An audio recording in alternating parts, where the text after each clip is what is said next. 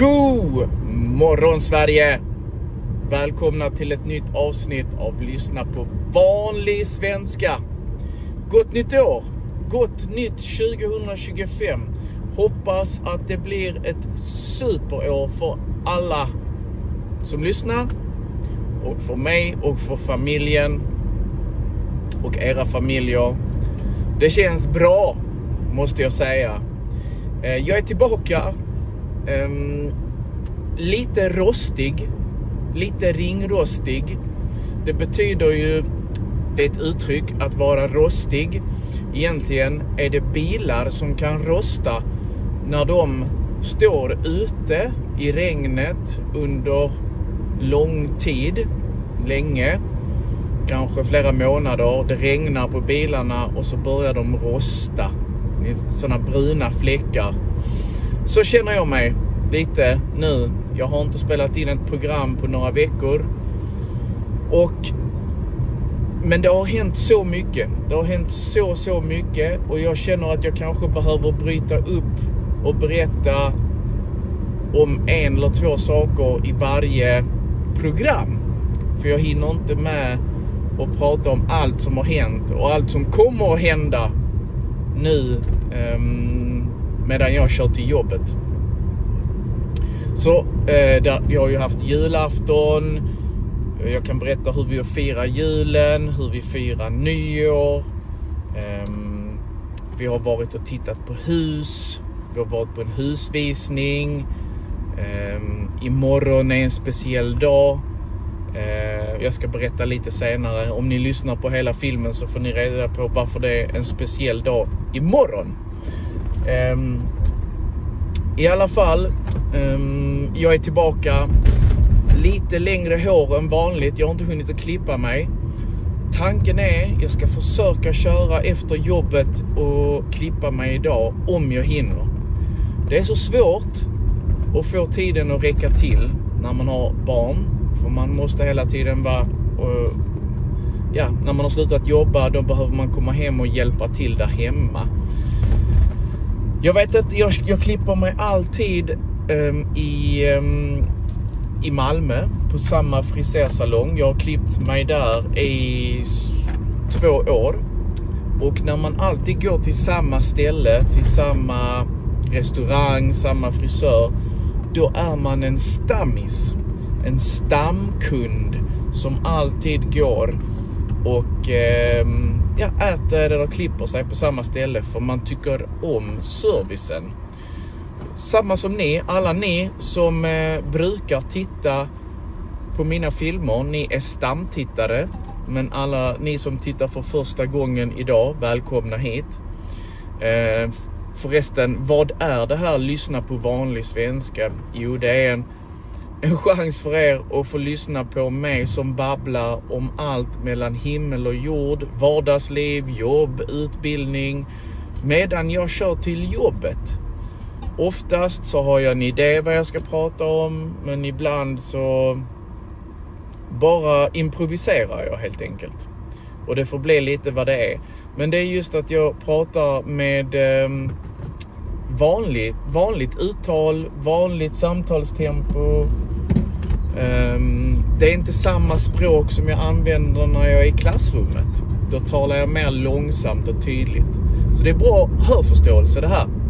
Plus att det brukar ju finnas undertexter också som ni kan sätta på. I alla fall, var brukar ni klippa er någonstans? Jag klipper mig i Malmö. Det kostar 200 kronor. Jag förstår inte, jag fattar inte hur de kan bara ta 200 kronor för en klippning. Hur kan det vara så billigt? Det har varit samma pris i 2 år.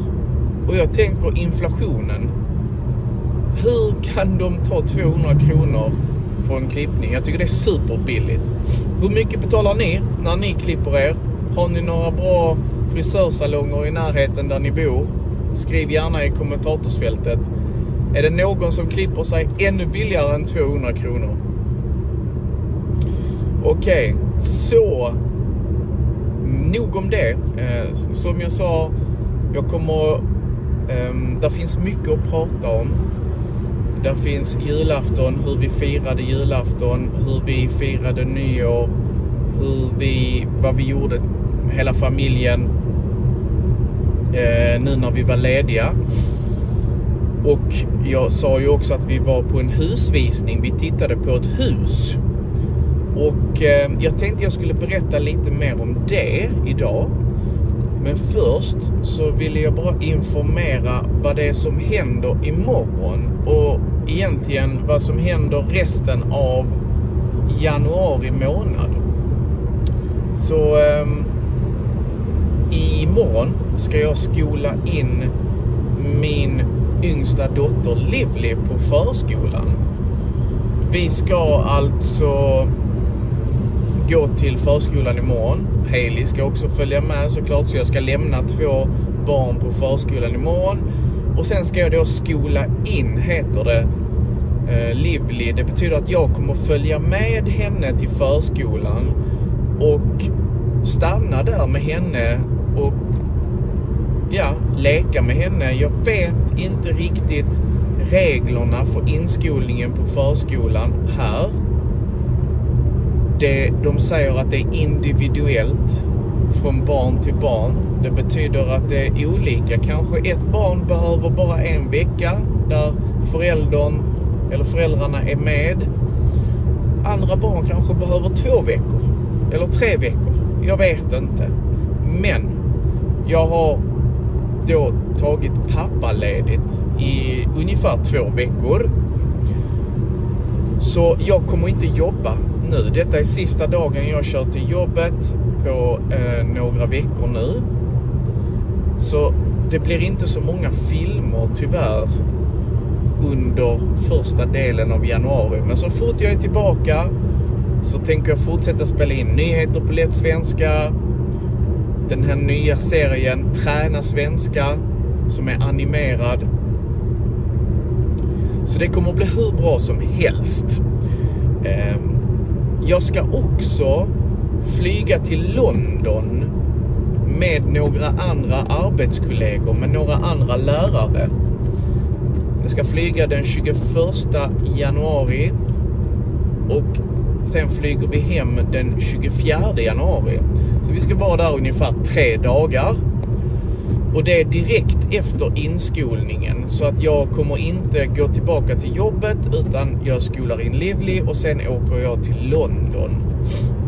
Så det är planen för januari. Vi ska gå på en teknikmässa i London. Det är en mässa där stora företag, utbildningsföretag, ställer ut sina produkter och visar ny teknik inom skolan. Och det kan vara smartboards, det kan vara iPads, det kan vara VR-glasögon, nya program, skoldatorer, allt möjligt. Och sen kommer också de stora amerikanska företagen som Microsoft, Google och de här finnas på plats, så man kan lyssna på hur de jobbar för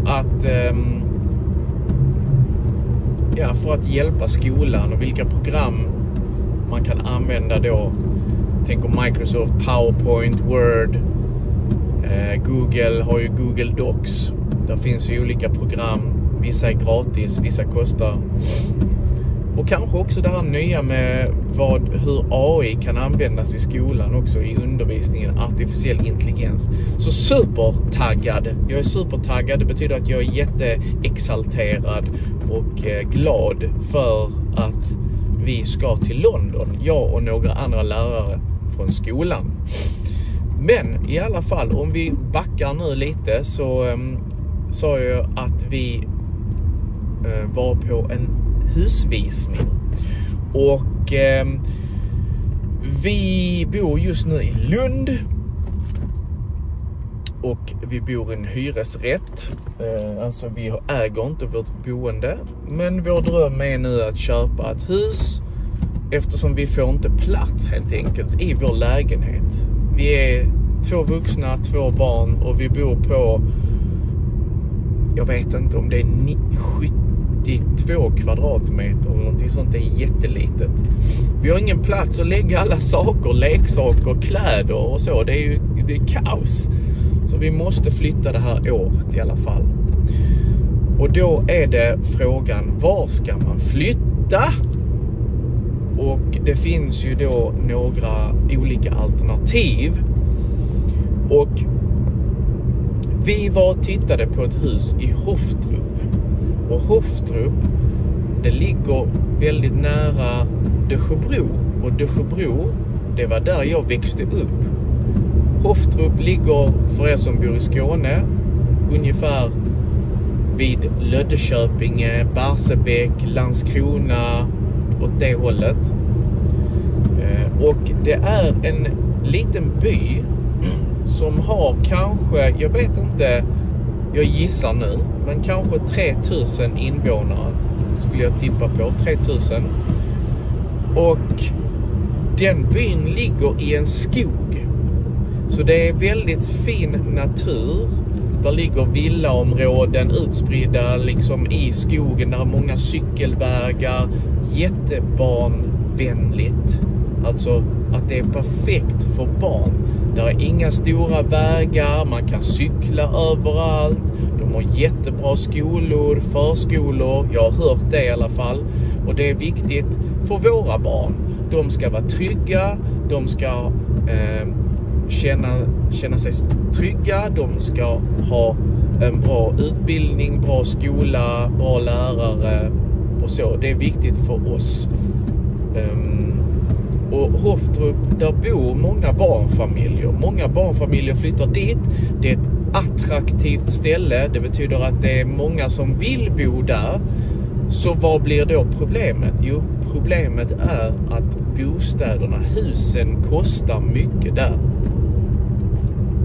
Så de billigaste husen i Hoftrup, och det är inte många nu, om man tittar på de som är till salu, så är det nog just nu kanske 3 eller 4 hus i Hoftrup som är till salu.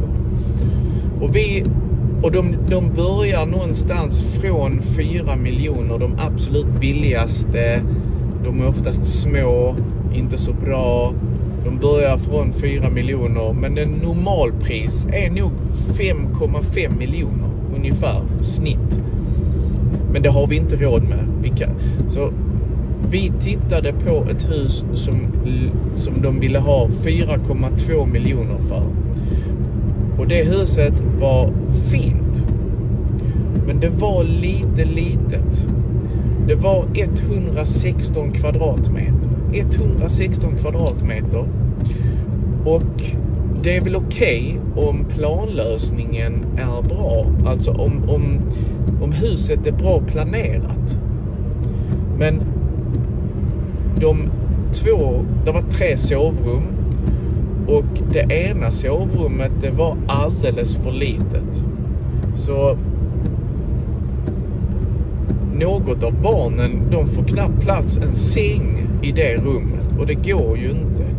Alltså vi måste ha då att i alla fall barnrummen är lite större. Där Haley och Lively ska ha sina rum. Sen var det bara en toalett. Och om jag bor med tre tjejer, då behöver man 2 toaletter. Tycker jag i alla fall. Jag orkar inte stå på morgnarna och det är kö till toaletten och det blir irritation och man har bråttom men man är stressad. Då är det bättre att det finns 2 toaletter.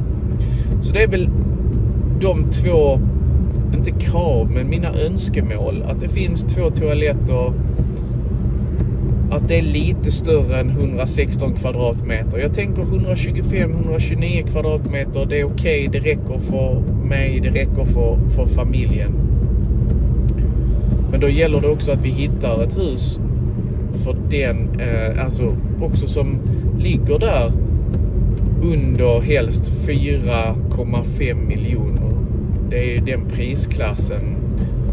Egentligen så är 4 miljoner också jättemycket redan där, men det är liksom max kanske 4,5. Så vad tycker ni är viktigt när ni om ni köper hus Ska det vara 2 toaletter? Ska det vara källare? Ska det vara ovanvåning? Är det viktigt att det är en plansvilla? Alltså att det är bara, där finns ingen källare, ingen ovanvåning. Vad tycker ni är viktigt? Jag är intresserad av era åsikter. Ni har fått höra mina åsikter och jag försöker motivera dem också. Det här med 2 toor när vi är 3 tjejer, 1 kille i familjen. Ja, jag tror vi behöver 2 toaletter. Så i alla fall, det var kort. Vi kommer in här nu i Eslöv och det var kort lite vad som händer nu i januari månad. Inskolning av Livli, resa till London, fortsätta leta efter hus. Ja, och sen försöka göra fler filmer till min YouTube-kanal. Så att alla stammisar, nu vet ni vad det betyder, så att alla stammisar fortsätter att titta. För jag uppskattar alla er som trycker på gilla-knappen och som kommenterar framförallt. Det betyder jättemycket. Jag läser alla kommentarer, men jag hinner inte svara. Just nu har jag så lite tid att svara. Jag jobbar, jag är pappa, jag försöker spela in filmer. Det är mycket, men det är så kul samtidigt. Så det var allt. Så än en gång, ett gott nytt 2025. Hoppas det blir fantastiskt för er alla. Att det blir ett år som är mycket bättre än förra året. Ta hand om er så ses vi i nästa film. Hej!